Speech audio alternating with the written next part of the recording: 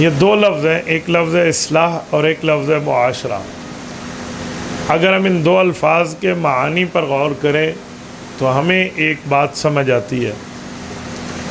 اصلاح کا معنی ہے فساد کے بعد امن قائم کرنا، اصلاح کا معنی ہے ٹوٹی ہوئی چیز کو جوڑنا، اصلاح کا معنی ہے کوئی چیز کو ملا دینا۔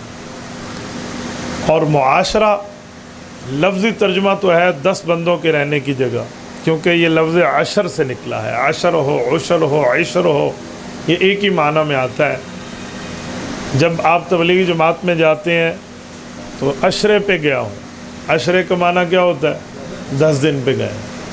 تو معاشرے میں لفظی معنی تو ہے 10 بندے کو رہنے کی جگہ، لیکن آج کل معاشرے میں 10 بندے کے لیے رہنے کے اوپر معاشرہ نہیں بولا جاتا۔ اصل معاشرہ ایک اصطلاح ہے، ایک بات کا نقطہ ہے، ایک سمجھایا جا رہا ہے۔ وہ کیا ہے؟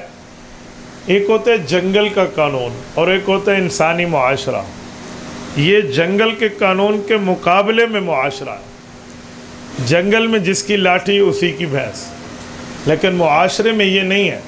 معاشرہ عشرہ سے نکلا، پتہ چلا ایک انسان جس سوسائٹی میں رہتا ہے وہ اپنے بھائی کے لیے 10 بندوں والا حوصلہ اپنے سینے میں رکھے، یہ ہے معاشرہ۔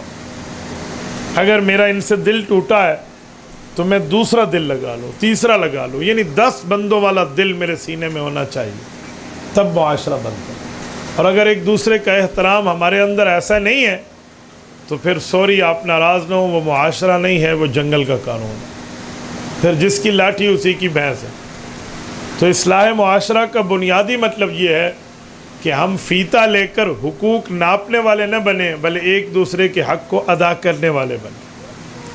جس معاشرے میں یا جس گھر میں آپ فٹا لے کر، ایک فٹ لے کر، ایک فیتہ لے کر، پیمائش کا پیمانہ لے کر آپ حقوق ناپنے بیٹھ جائیں گے نا کہ میرے یعنی خاوند کے اتنے اور بیوی کے اتنے، بیٹے کے اتنے اور بیٹی کے اتنے، باپ کے اتنے اور ماں کے اتنے، وہ معاشرہ نہیں چل سکتا۔